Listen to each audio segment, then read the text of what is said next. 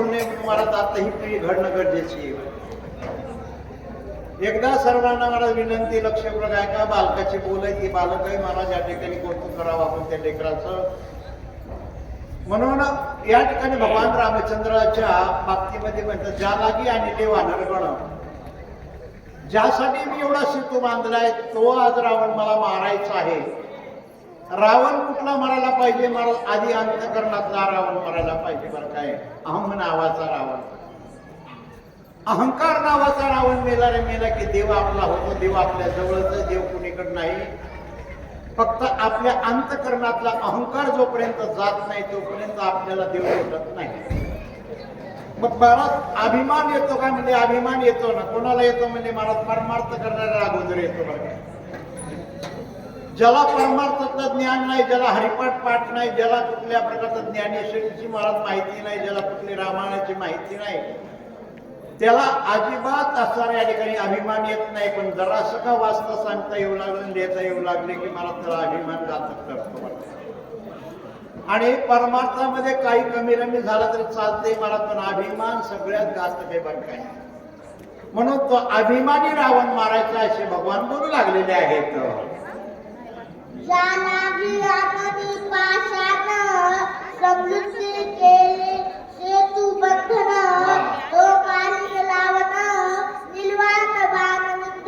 भगवान म्हणे, ज्यासाठी एवढं सेतू बांधन केलेलं आहे मी, ज्यासाठी एवढी वानरसेना मी गोळा केलेली आहे, तेवढं कार्य करू नये सर मला हे सगळा समुदाय जमा केला, मला तो रावण मारायचा आहे. ब्रह्मांड नायक भगवान रामचंद्र बोलू लागलेले आहेत. माझी आई धाता चमत्कार देखो तो सूल नल कित्नल सिद्ध चालन विद्याधर देखो तो समजलं सूल सिद्ध. भगवान म्हणले, माझ्या युद्धाचा चमत्कार मला लोकांना दाखवायचा आहे. बरं का, बघू दे कोणाला पाहायचंय. युद्ध पाहण्यासाठी महाराज इथं सूर आले तरी त्यांना बघायला भेटन, विद्याधर आले तर त्यांनाही बघायला भेटन, देव दानव कोणी आले तरी महाराज माझा युद्धाचा पराक्रम दाखवायचा आहे म्हणजे मला. बरं का, आज मी आतापर्यंत कोणाला भांडलो नाही, कोणाबरोबर युद्ध केलं नाही, पण आज एवढा राग आलेला आहे आणि त्या रागाचं भांडण एवढं वाढणार आहे की त्या रागाच्या भांडणामध्ये मी कोणाकोणाला मारण हे सांगता येत नाही. भगवान बोलू लागलेले आहेत. चला, लावे कलुनी दुधनलन मालिला अति गवी लावन पुढे पृथ्वीवरी जाण हे पडती मुलांना सुलचित. मात्र म्हणजे महाराज मी कोण मारीन बरं का? गरीबी रावण मारीन. बरं काय, ज्ञानोबराय म्हणजे ना महाराज एवढा राग गेला रावण मेला ना तर माणूस देव होतो. बरं काय, अर्जुना अभिमान सांगिता तुझं माझी पावसी समसाम्यता, तेव्हा सकळ पापाची वार्ता तुझं सर्वता बाधीना. हे बघा, सगळ्यामध्ये घातक अभिमान आहे. बरं काय, आणि अभिमानी मारला की महाराज या ठिकाणी माणूस देव होतो. म्हणून भगवान म्हणतात तोच अभिमान मला मारायचा आहे. म्हणून रागाला देवाला, देवाला राग आल्यावर महाराज देव काय करेल सांगता येत नाही. नात्राय बोलू लागले, ऐसे बोलोनी लहुपती सुवर्ण पुंखी भल्ला हाती सतेज घेऊनी धगधगती लंकापती विंधिला. काय नाव आहे महाराज, काय वय आहे महाराज? बापूराव म्हातारे झालेत माणसं, म्हातारे, पण आणखी नाही रामाला त्या वया मला सुटायला की बाळ बोबडं बोलायले पण काय सुंदर वाचायले. काय करू, मला नात नाही हो. मला जर नात असती ना याला दिली असती. आई शकत असेल लेकरं भेटायला अवघड लागले महाराज. बाया म्हणल्यात माय पोरग बघ, पोरगी बघा की कसे पोरग पोरगी कुठून बघायची. आपल्या घाबरायला कुठे सवय लागलेल्या पोरी भेटत्या. अशा लेकराला पोरगी पाहिजे तिथं मिळते महाराज. नवल आहे, कारण एवढ्या वयात तिथं बसून रामायण वाचणं इतकं सोपं नाही. कारण व्यासपीठ घट असणं माणसं अवघड आहे. घरी बसून चढीला पाय लावून मला भक्का जवळ हरिपाठ पाडते. बायकोला भाकरी करता करता म्हणते जर काय सुंदर ते ध्यान उभे बरे, पण मंडपात आल्या याच्यात जात घे अवस्थेत का ताकद होत नाही ना माय बाप. पण या बाळाची व्यासपीठावरनं मला सुंदर ओवी चाललेली आहे. भगवान म्हणतात मला त्या रावणाला मारायचंय. बोला, लावणे सज्जोनी बाण लवी विद्धिला लघुनंदन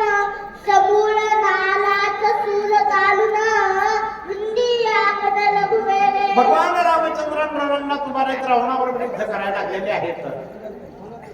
धनुष्याला बाण लावलेला आहे प्रभूने आणि तीक्ष्ण बाण रामाला सोडत असताना राजा रावणाच्या अंगाला ती बाण लागू लागलेली आहेत. रावणाच्या लक्षात आलं आता रणामध्ये आपण जास्त वेळ थांबावता, आता भगवंत आपला प्राण घेतल्याशिवाय राहत नाही. पळून जाणे अवघड आहे महाराज आणि उभा राहणे अवघड आहे. म्हणून भगवान रामचंद्रा पुढे रावण काय करतोय ऐकण्याचा प्रयत्न.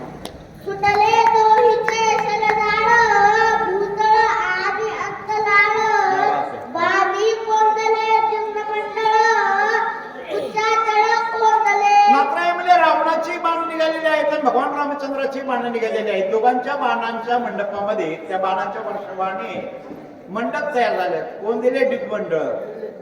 आकाशामध्ये मंडप तयार झाला. बोलू नका ना, ऐका ना, ऐका ना, ऐका लेकराची भाषा ऐका मग बोला ना. हे वाचिक तुझं काय हो, अरे ऐका ना जरा माझ्याकडे बघा ना, काय लावलंय तुमचं बडबड. लक्षपूर्वक ऐका. युट्यूब चालू आहे माय बापा ऑनलाईन. या आंबे टाकायची शक्ती आता सगळ्या महाराष्ट्रभर फिरायला लागली. लक्षपूर्वक ऐका महाराज. हे जे आणले आमच्या महाराज या ठिकाणी हे महाराज आतापर्यंत आपलं रामायण आपल्या गावापुरतं होतं, पण आता ऑनलाईन चालू झालेलं आहे बरं. लक्षपूर्वक ऐका. या लेकराचं वर्णन लांबपर्यंत ऐकायला भेटणार आहे. सुंदर भगवान म्हणतात महाराज त्या रावणाला मारायचं. दोघांचे युद्ध चालू असताना दोघांच्या बाणाचा वर्ष होऊ लागलेला आहे. आता एक लक्षात ठेवा, रावण रामरायाबरोबर भांडायला लागलेल्या विद्यार्थी रावण साधा नाही बरं काय. कारण रावणानं वैली पकडला तर महाराज साधा नाही पकडला. ब्रह्मांड नायक भगवान रामचंद्राला पकडलेला आहे बरं. रावणाला कमीतरी कसं म्हणावं म्हणून या ठिकाणी रावणाच्या बाणाने आणि भगवंताच्या बाणाने एक महाराज मोठाचे मोठा मंडप तयार झाला. सूर्याचे किरण खाली नसे झालेले आहेत. दोघे विलाती उद्भट वालाया बाहेर देती वाट तसले हानिका खनखनाट हवे वाट उठला. मात्र म्हणजे दोन्ही वीर उद्भट आहेत महाराज. रावण त्या ताकदीनं पराक्रमी आहे, रामही त्या ताकदीशी पराक्रमी आहेत. म्हणून नात्राय म्हणजे दोन्ही वीर उद्भट बरं काय. वाऱ्याला सुद्धा मध्ये प्रवेश होऊ देणे गेले. दोघांनी बाणांचा वर्षा होत असताना बाण एकमेकाला लागू लागल्यामुळं खणखणाट तयार झाला, अग्निवाट उठला आणि काय जळतंय की काय नाही, की पृथ्वी जळते काय असा युद्धाचा पराक्रम तिथं दिसू लागलेला आहे. तसले हानिका बळपेळी जुगड्या उठती अग्नि कल्लोळी बाण जळती अंतलाळी आलतू बळी लगयोध्ये. मात्र म्हणजे दोघांच्या बाणामध्ये त्या बाणांचा बाणाला स्पर्श होऊ लागल्यामुळं ठिणग्या उठू लागल्या. त्याच्यामध्ये ज्वाळा निघू लागल्या, जाळ तयार होऊ लागलेला आहे आणि त्या जाळाने त्या बाणांचा त्या ठिकाणी नायनाट होऊ लागलेला आहे.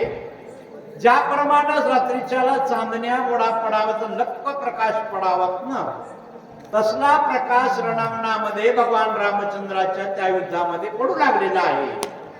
लीला माते दुर्धर बाण निवालू न सके लावन भेदो निया अग्नत्लान अग्नि संपूर्ण आगळती. मात्र म्हणजे शेवटी देवाचे बाण आहेत महाराज. रावणाचे बाण भगवंत महाराज निवारण करू लागले, पण देवाच्या बाणाचं निवारण करणं होते का?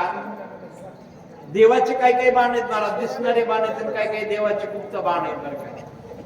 मग देवाचे गुप्त बाण जर माणसाला लागले ना महाराज, खाल्लेलं अंगी लागत नाही बरं. दवाखान्यात गेलं तर डॉक्टर म्हणतात तुम्हाला काहीच रोग नाही, घरी आल्या महाराज नीट बसत नाही, ओळखायचा देवाचा बाण लागलाय. तसं देवाच्या बाणांचा वर्षाव या ठिकाणी चालत असताना रावणाला बाणाचं निवारण करता येईल. मंदिरातले बोल नका, मंदिरातले त्या बाणाच्या आघाताने रावणाच्या अंगाला घाव लागू लागले बरं का. अंगात बाण लागू लागलेले. आता सहनही होईने गेलं, पळूनही जाता येईने गेलं. काय करतोय रावण? धनुष्य छेदिले हातीचे हाती लखीच्या पालिल्या सालखी लखीचे वालू पडले क्षिती तेला विलती लंकेश. मात्र म्हणजे त्या रावणाच्या हाताचा धनुष्य मोडला, डोक्यावरला मुकुटही खाली पडला, गोळ्याचा असणाऱ्या ठिकाणी मला वारू रथातली ती घोडी पडली आता एवढा कधी अपमान झाला नाही, त्याचा अपमान झाला. आता किती बरं आहे का महाराज, माणसं नसले अपमान हो द्या हो. काल कार्यक्रमाला गेलो वापरावचे आणि एका घरी चहा प्यायला गेलो. बरं जाताना एका महात्म्यानं मी अंगातले पाय भिजून येऊन मला गाडीवर नेलं, दुसऱ्या महात्म्याने येताना पाय भिजून येऊन गाडी वाढलं, पण इमानदारीत त्याला मला नदीच वाढलं. शांत का नाही जाता महाराज, हे शांत का नाही निघत, कुठं बोलायलो का. मग महाराज अपमान कधी माहित नाही, त्याला अपमानाची वेळ आल्या नाहीलाच असतो ना.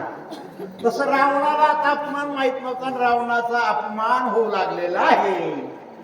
छत्र पाट, मुकुट पाट, ध्वज पाट, लथ पाट, पाचवा झाला कळपाट, नदी लग्नात खवळला. नाही म्हणजे देव गरम झाल्यावर मला जीवाचं काही चालत नाही. बरं राग येतो देवा, तुका म्हणे न घे सेवा. देवाला राग येईल असं जीवाला नाही वागलं काम होते. परमार्थ, परमार्थ म्हणजे काय, देव महाराज ज्याने डोलतं ते केलं की परमार्थ झाला. देवाला राग आला की आपल्याला अधोगतीला जावं लागतंय. म्हणून रावणाने देवासंग वाईट वागल्यामुळं त्याचा 5 ठिकाणी अपमान झाला. रथ पास झाला, ध्वज पास झाला, कळा पास झाला.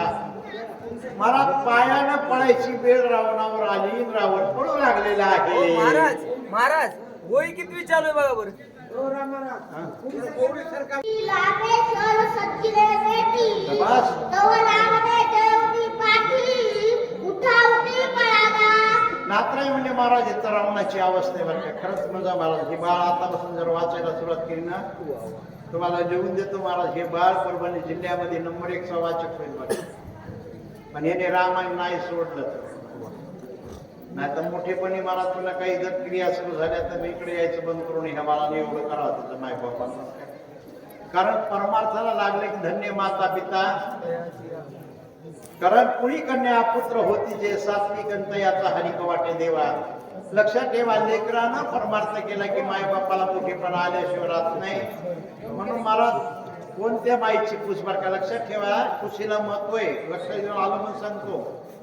भगवान ज्ञानोबरायांनी समाधीस्थ अवस्था घाली, समाधी घेतली. देव रडू लागले. देवाला रुक्मिणी म्हणते, देवा रडायला काय झालं. देव म्हणले, रुक्मिणी असा भक्त ऐसा योगी ना देखील ना पाहिला. भगवान रडत असताना भगवंत म्हणजे रडू लागले. तर मला रुक्मिणी रडते. रुक्मिणीला विचारलं, तू का रडायला लागलीस.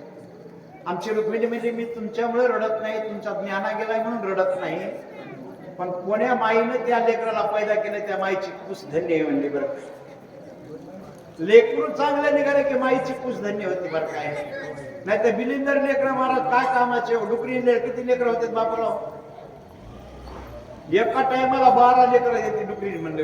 एक धड नसते म्हणून एकच लेकर व्हावं. बरं काय पुत्र व्हावा ऐसा गुण त्याचा ती लोकी झेंडा का नवल करायसारखं आहे. कारण परमार्थात आल्यावर महाराज अशा बाळाचं कौतुक करावं. बरं काय आणि कौतुक वाटे केली झाली आहे वेताचे नाम मंगळाचे केने गुणे. असं सुंदर बाळ वाचायला लागले. ऐका, लगी मालावा लंका नाथ, निवांत नेमे आला लघुनाथ, लावन पळोनी बुद्धिवंत, जीव घातक चविला. देवानं निर्वाण नियम केला होता. आज रावण मारणार म्हणजे मारणार. रावण मेलाने मेला की पुन्हा आता मला काही करायची गरज नाही, इतका नियम करून देव आले होते. पण काय करणार. नात्राई म्हणजे बुद्धिवान आहे रावण. आजचं मरण उद्या ढकला होता. आपल्याला ढकलता येते का आजचं मरण उद्या नाही. होय आम्ही टाकायच्या मावश्या ढकला येते का नाही ना. जेव्हा म्हणलं तेव्हा देवाच्या सगळ्या जावं लागते, कारण विलाज नाही ना आपला. पण रावण बुद्धिवान होता. रावणानं आजचं मरण ढकलून रावणानं रणांगण सोडलं आणि पळून जायला सुरुवात केली. महाराज दत्ता महाराज आता असं गार होय, मलाही भरोसा येईल ह्या गावातल्या बाया लय गार लागल्या असं म्हणतात. माझ्या 5 आद्या झाल्या, 7व्या आद्याला येऊ पुन्हा वापस. आता आल्यात त्या आल्यात पुन्हा घरला जायचा विचार करू नका बरं का माय. ग तुम्ही एवढ्यात म्हणून सांगायची इच्छा होती लोकांची. आंबे टाकळीमध्ये महाराज आता गड्यांची भानगड कमी झालेली झाले का. चला 2च वय राहिल्या. हा लावे मालावेला लावनाशी, लावनाची बुद्धी कैसी, पळोनिया रणभूमीशी, आबा आपणाशी. म्हणजे रामानं नेम केला रावणाला मारायचं, पण रावणाची बुद्धी कशी म्हणजे बघा महाराज पळोनिया लाग वेगेशी. आपणाशी वाढत या ठिकाणी मला या ठिकाणी वाचवले. कारण रणांगण सोडलं रे सोडलं असं करायचं नाही. काही समजत आपल्याला कुठे येण्याला कळत नाही. रणांगण सोडलं रे सोडलं की महाराज रावणानं आपला प्राण वाचवला. नात्र्या बोलू लागलेले लावन माली पडत्यासी हे कळले आहे लावनासी पळोनिया लागवे बेसी आपापनासी नात्र्या म्हणजे रावणाला सुद्धा माहित झालं की राम पळणाऱ्याच्या पाठीमागे लागत नाही.